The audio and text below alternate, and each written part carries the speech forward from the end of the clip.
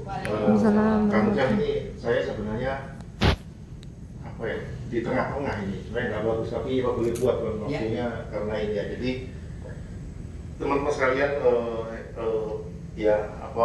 terima kasih pertama Pak Ujang, Bu Lina yang sudah hadir di Samarinda. Jadi memang saya itu sengaja mengundang khusus ini. Tadi mungkin sudah bicara banyak, tapi ini media dan teman-teman Mopreneur ini bukan dua jenis, dua tipikal limited edition yang mereka masing-masing bergerak di sektor yang berbeda, tapi fasabiqul khairat gitu, fasabiqul khairat artinya di jalan masing-masing yang punya kelebihan masing-masing gitu ya. Pak Widya ini banyak membina para mantan PHK ya, orang-orang desa yang selama ini mungkin menganggur, ibu-ibu gitu ya di desa-desa. Mereka mengejar sesuatu, memberdayakan dan mengikis para trader yang mengambil untung yang sangat besar dengan cara memberdayakan BUMDes. Dengan ini mereka bisa masuk pasar ekspor. Ini Pak Widya ini banyak di pasar ekspor ini, ada dengan sampah yang dianggap sampah di Kaltim bisa ekspor ke 17 negara kali ya. Nah, ini teman-teman Mompreneur ini mak-mak yang selama ini berjuang di level yang paling bawah, korban-korban KDRT yang kami sebenarnya ketemunya sudah lama, tapi proyek ini proyek yang tidak disangka-sangka Kang Ujang. Jadi dulu itu sempat ada yang mengeluh ke kami, ada kaum para korban KDRT dan lain-lain itu ini itu menjadi korban, dan kenapa tidak dibina. Akhirnya teman-teman sekarang menjadi lumayan besar kalau saya bisa membina kalangan-kalangan marginal yang akhirnya mampu membangun kepercayaan diri untuk kami itu bisa produktif juga gitu. Nah, kedua tipe kali ini laku yang sekarang menjadi mitra kami di Bank Indonesia, Kang Ujang.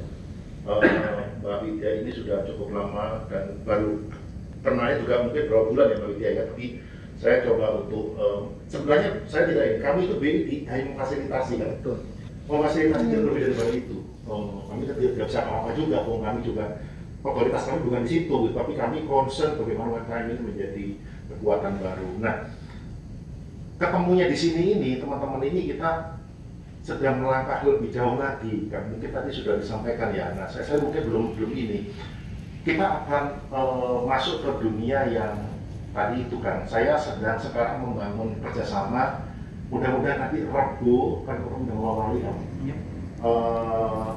untuk ini ada dua besar yang kami lakukan. Ada yang bentuknya itu pengelolaan sampah berbasis komunitas, dan satu lagi itu kios inflasi digital, itu menjual bahan-bahan pangan lewat marketplace gitu kan.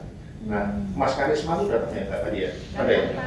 Nah, dengan Mas Karisma itu dulu dia di Jakarta, karena memang modalnya nggak banyak, terlempar juga gara-gara kita masnya kalah kuat ya dengan yang semacam Tokopedia dan sebagainya. Nah, salah satu yang akhirnya dipikirkan bersama, termasuk organisasi ekspor, termasuk yang UMKM digital, itu adalah membangun agregator UMKM dan sebagainya itu kan. Bagaimana nanti kita penguatan di sisi logistik dan sebagainya. Nah, saya nggak tahu itu sejauh mana tadi sudah ini, karena kami ingin mencoba memfasilitasi di situ itu bagian dari mata rantai kan ya. Kalau saya bilang ini end-to-end-nya itu dari mulai ujung sampai di ujungnya, sampai di pasarnya itu termasuk nanti dengan digitalisasi dan pembiayaan. Kami sudah mulai kenalkan teman-teman dengan perbankan. Nah, ini alhamdulillah begitu sudah mulai kenal bank, sekarang mungkin sudah mulai siap-siap untuk mendapatkan kucuran kredit gitu kan dari perbankan. Nah, ini harus kita coba efisienkan di mata rantai sini. Nah, mungkin akan kemarin sudah ceritakan juga bagaimana kita mengefisienkan ini. Ada faktor-faktor apa kira-kira yang kami perlu lakukan di Bank Indonesia kan? Yang intinya itu kan sebenarnya kan dalam ini kan intinya itu. Jadi pasar ekspor, UMKM ekspor dan UMKM go digital. UMKM digital itu masuk ke pasar minimal kalau bisa nasional, kalau nggak bisa ya udah regional kita kuatin supaya nanti barang dari luar artinya barang di sini dipenuhi dulu, kalau kita kurang baru kita ngambil dari luar. Jadi efisiensi di sisi ini penting juga. Nah itu kan, mungkin dari saya kan. Tadi mungkin sudah di sini, saya mungkin dari akhirnya mungkin ada masukan yang mungkin saya itu kan. Boleh? Ya, makasih kan. Oke. Ya itu ya, Kang Edi. Kang Edi ini spesialis banyak ke UMKM ekspor kan? Ya. Banyak yang ekspor. Jadi kami tadi cerita banyak ya. Tadi saya kasih gambaran kan. Saya itu masuk ke Kaltim ini itu baru 2 tahun. Saya melihat begitu saya masuk, saya melihat ada sesuatu yang apa itu kan? Ya boleh katakan salah dan sebagainya. Saya ingin menunjukkan kita jangan cerita hanya coal dan batu CPO, batu bara CPO, batu bara CPO. Kita harus mendiversifikasi produk-produk. Bagaimana caranya? Bilang. Saya main di atas dengan isu-isu hilirisasi, ini mau efektivitas untuk kawasan industri dan sebagainya. Tapi di bawah ini juga saya mainkan gitu. Bagaimana kita mendiversifikasi produk-produk ekspor dan sebagainya. Nah, akhirnya ketemulah kemarin dengan teman-teman dari PPII, Pusat Balai Besar Pelatihan dan Pendidikan Sekolah itu kan. Ketemulah itu kita coba membuka betul-betul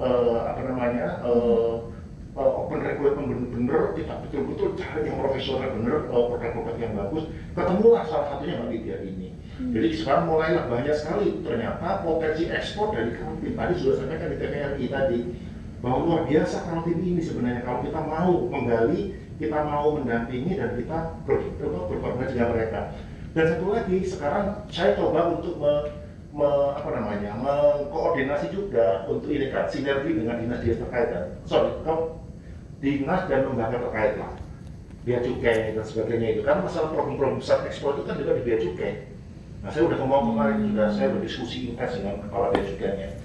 Jadi kita siap Mbak Lydia nanti saya minta untuk melis ya masalah-masalah terkait dengan ekspor. Saya udah ngomong dengan Pak Kepalanya untuk kita nanti akan salurkan ke ininya. Jadi untuk solusinya kita mulai saja dulu, nggak usah terlalu mulu-mulu. Pokoknya ada tak lempar nanti. Kita cari bentuknya dulu yang nanti. Nah itu kan mungkin ya. Lempar, jadi tolong Mbak Lydia kumpulin berapapun 5 berapa kasih saya, tak lempar saya dulu. Nanti kita lihat dulu bagaimana mereka menyelesaikan masalah-masalah ini. Nah dengan perbankannya juga gitu. Saya nanti hari besok ya. Besok sore saya ketemu dengan teman-teman Kadin dan beberapa lembaga dan perbankan. Saya akan ngobrol. Saya sudah ketemu beberapa kali dan ini besok yang ketiga kali, termasuk yang kemarin juga. Saya coba bawa yang long list di bawahnya lagi bekerja itu.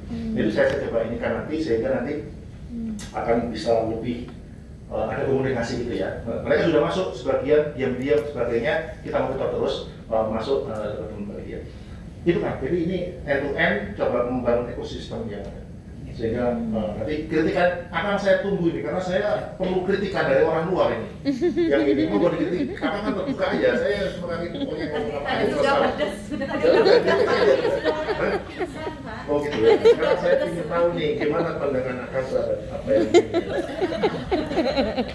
Gitu. Tapi pedasnya bagus nggak? Bangun ya? Assalamualaikum warahmatullahi wabarakatuh. Waalaikumsalam. Tadi saya pas datang ke sini di awal lebih banyak mendengarkan presentasi dari mulai yang sampah IT, ibu-ibu tentang masalah pemberdayaan UMKM, bagaimana kita bisa meniru Grambank, bagaimana memberdayakan kaum marginal, ibu terutama kata beliau, ada yang dari mantan PSK dan sebagainya. Saya dengar kan harus ada dua Pak. Saya harus menjawab dengan bahasa basi atau saya harus jawab dengan menurut hati nurani saya. Karena kalau dari dengan jawaban bahasa basi nanti khawatirnya kita hanya akan menjadi retorika.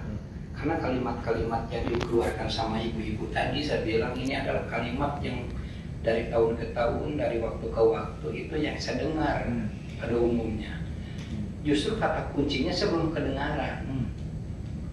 Kata kuncinya adalah market yang jelas dan pembayaran yang pasti buat UMKM.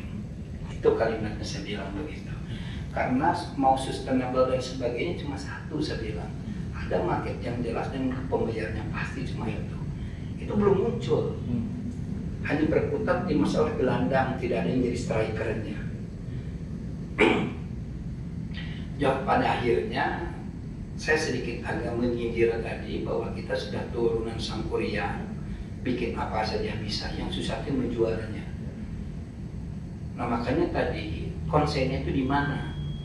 Harus disesuaikan dengan kondisi saat ini. Sampai saya menerjemahkan ke ibu-ibu yang hadir di sini, kita berbicara di zaman dampak pandemi yang sangat luar biasa. UMKM pingsan, PPKM dampaknya sekat sini sekat sana, tidak boleh jualan. Mereka jadi pembisnis semua, menjual barang-barang yang ada untuk mempertahankan hidup. Ini kondisi per kali ini saya bilang begitu. Ya, lalu apa yang harus didongkrak? Sehingga saya memunculkan ada dua kelompok manusia saat ini yang punya uang. Satu adalah orang yang punya tabungan, kedua orang yang gaji bulanan. Di luar dua kelompok ini semuanya mati suri. Benar nggak Bu? Jarak. Ya, benar nggak Bu? Iya. Lalu apa? Allah itu membuat sesuatu selalu seimbang, siang, malam, sebagainya. Ini bentuk kondisi seperti ini bisa dengan pendekatan yang bisa saling memperkuat. Caranya apa saya bisa bilangnya? Nah, UMKM ini pingsan. Yang dibutuhkan sebetulnya bukan fasilitasi pameran, Pak. Yang dibutuhkan saat ini bukan injek permodalan. Yang dibutuhkan bukan pelatihan, karena mereka sudah terbiasa beberapa pelatihan. Malahan saya tadi agak sedikit bicara, mungkin yang saya temukan, satu UMKM ini bisa diakui oleh beberapa lembaga. Yang saya tahu, ini pameran ini juga, pameran Pertamina ini juga, pameran ini terus sebetulnya.